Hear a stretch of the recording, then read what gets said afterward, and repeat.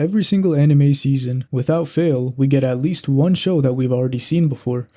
You know the one. A pathetically average, no personality, geek loser MC bumps into an impossibly perfect, pastel-haired girl, and for the next 12 episodes, absolutely nothing happens. It's a completely foolproof, copy-paste formula. If I had to hazard a guess, I'd say roughly 99.1% of modern romance anime follow this exact same generic design. Now I might be stretching a bit here, but I don't think the volume of these identical shows is some accident, and it isn't just bad writing either. I think it's more likely that they're trying to make as much money as possible by using that tried and true formula. Modern romance anime aren't trying to tell a compelling love story, they're highly optimized, algorithmic money slop. They're designed to string you along for 12 episodes of blushing, misunderstandings, and accidental falls, so they can sell you overpriced plastic figures and light novels without ever giving you actual romantic payoff. It's like a psychological trap designed to fill their wallets. But to understand how we got here, we have to look at the exact mathematical formula these studios are using to manufacture best girls and waifus. Stick around because by the end of this video, I'm going to break down the blueprint they use to manipulate you and show you exactly which beloved masterpiece is secretly the biggest offender of them all. Think about how many times you watched a romance anime where the couple spends an entire season slowly getting closer, they go to the infamous cultural festival, maybe we'll have a beach episode in there, and the New Year's fortune telling and Christmas Eve plots. There's the mini sick arc too where the male or female lead has a high fever. Oh yeah, you can't forget about the fireworks too. The main character opens his mouth and an explosion or something else drowns out his voice. We write this off as a frustrating cliche, but it's actually the most sinister part of the business model. It's called the Status Quo Syndrome, or bias. Because these shows aren't actually artistic narratives, they operate under a specific rule. The moment the tension is resolved, the money stops. If the self-insert protagonist and the merchandise mascot actually sit down, communicate like adults, and establish a healthy relationship, the fantasy is over. The viewer gets the payoff they wanted, they feel satisfied, and they move on to the next show. The studio can't allow that to happen. The author needs you to find out what happens next. They need you to tune in for volume 2, volume 3, 4, and so on. And the theatrical movie at the end, of course. So they artificially pad the runtime. They introduce some dumbass childhood friend who we know damn well has a 0% chance of winning, strictly to waste 4 episodes of your time. They introduce contrived misunderstandings because someone walked into a room at the wrong second. They're holding your psychological need for closure hostage, promising you a romantic payoff that they have absolutely no intention of delivering until the franchise stops turning a profit. I actually want to use Waiting for Spring by Anishin as a reference. This manga might genuinely be a bingo card of romance cliches. It literally has everything, right down to the childhood friend Aya. Don't get me started on him, by the way. But to be honest, this series was mildly frustrating to read. It drags the plot out for as long as humanly possible, and as soon as the two love interests finally get together, the series just ends. It perfectly executes the exact blueprint of the Status Quo Syndrome. Now I want to be clear, I'm not calling the series trash. I've actually read it all the way through 2 times. There are genuine moments where you can tell the author is deeply invested in the characters and the world they built, but it's impossible to separate that artistic passion from the reality of the industry. Authors have bills to pay too, right? They need money to survive, and the most financially secure thing an author can do is stretch a successful story out for as long as possible. It's hard to place all the blame on the creator when the capitalist system they work in actively demands this kind of pacing. But understanding why the industry operates this way doesn't make it any less exhausting as a consumer. We want something unique, something that pushes the medium forward, but we're constantly being served the same repetitive and boring formula. Another series I want to bring up, one which I actually just recently finished watching, is I Made Friends with the Second Prettiest Girl in My Class. Setting aside that somewhat ridiculous title for a second, this show is a masterclass in checking off every single cliche on the romance bingo card as well. It starts with the classic antisocial loser, dork of a protagonist who has no friends. And how exactly are we introduced to this information about him, by the way?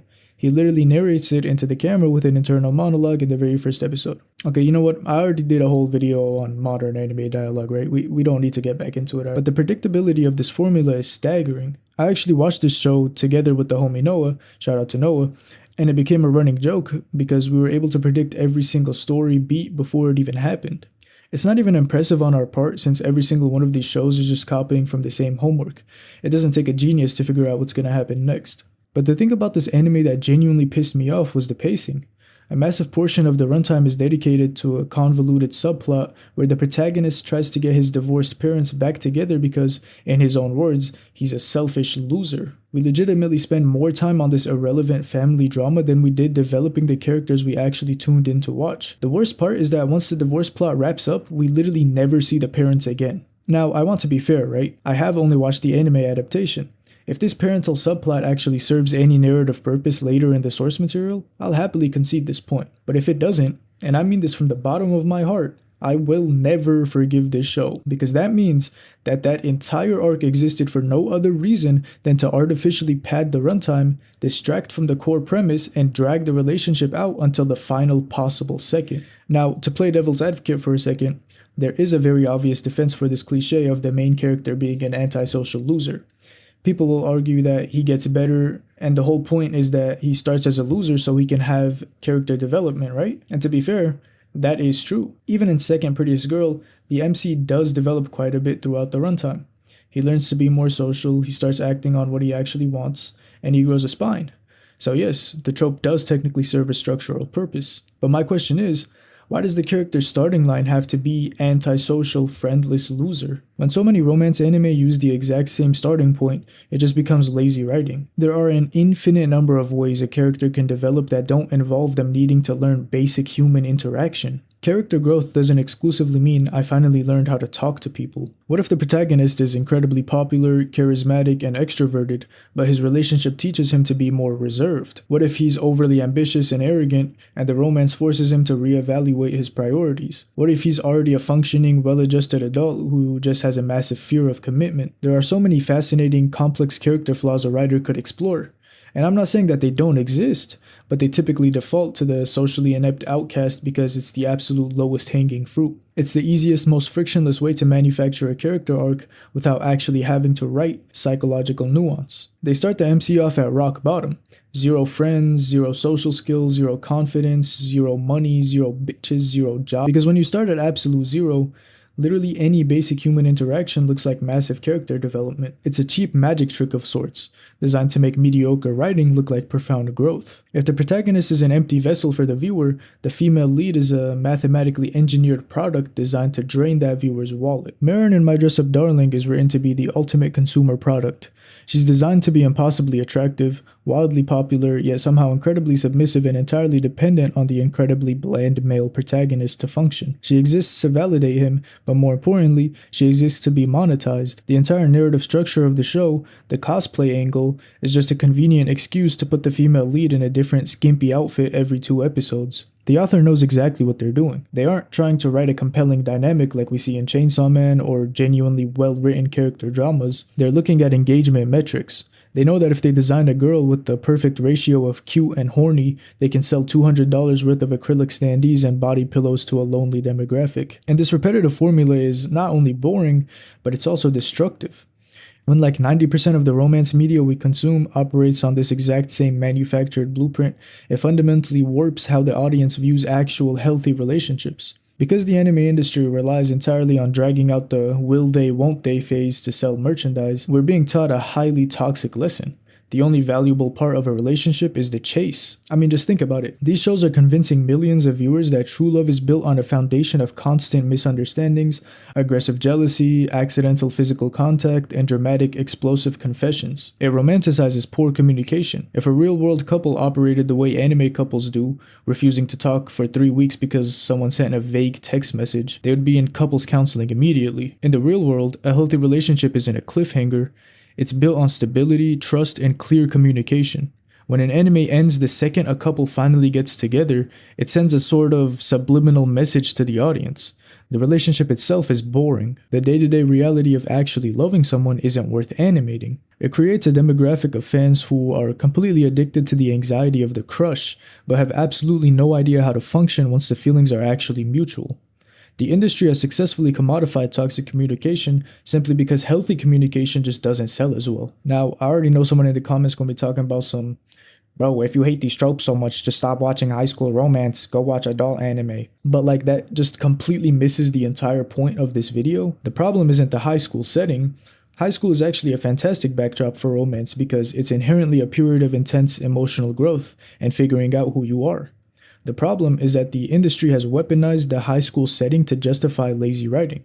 They use the excuse of, well, they're just awkward teenagers as a permanent shield for the status quo syndrome. It gives them a built-in reason to let characters act like absolute children, completely fail at basic communication, and drag a single misunderstanding out for 6 episodes. When you tell people to just stop watching, you're handing the authors a free pass to keep mass-producing low-effort money slop. It's the ultimate cop-out. We shouldn't have to completely abandon the most popular genre in the entire medium just to find a protagonist who acts like a functioning human being. We shouldn't have to accept that high school anime automatically equals terrible pacing and cardboard characters. Critiquing a genre doesn't mean you hate it. It means you know what it's actually capable of, and you're tired of seeing it settle for the bare minimum. At the start of this video, I told you that modern romance anime isn't an artistic narrative, but that it's a calculated, algorithmic product designed to fill up the creator's wallet. And when you look at the evidence, it's difficult to deny. But if you think you can, then please let me know down in the comments. I only ask that you be respectful about it. I know I wasn't necessarily being respectful throughout this video, but at the end of the day, it's all just for entertainment. I also weirdly get a good amount of comments saying things like, oh, it's not that big of a deal, or you're taking this too seriously. And I guess the tone of my videos might suggest that, but I don't actually take it too seriously at all. I know it doesn't really matter in the grand scheme of things, like I'm just a guy making a video, and you don't know me and I don't know you, so there's no reason for people in the comments to be disrespectful, especially to each other. Of course, you can do whatever you want, right? But I'm simply asking you be respectful. Also, I'm not saying you aren't allowed to enjoy these shows. We all have our guilty pleasures, and sometimes you just want to turn your brain off and watch some slop. And I get that. I do the same thing. After the videos I've made, you might think that I hate anime, but shit, I still watch it, you feel me? We just need to stop pretending that this copy-paste money slop is peak fiction or something. We need to stop defending the status quo syndrome. But anyways, if you guys enjoyed the video, then I recommend you watch my other videos on the screen here. Or they should be on the screen. And thank you to everyone who made it this far. I really appreciate it. And, like, comment, sub, all that stuff. More videos on the way. Okay, bye.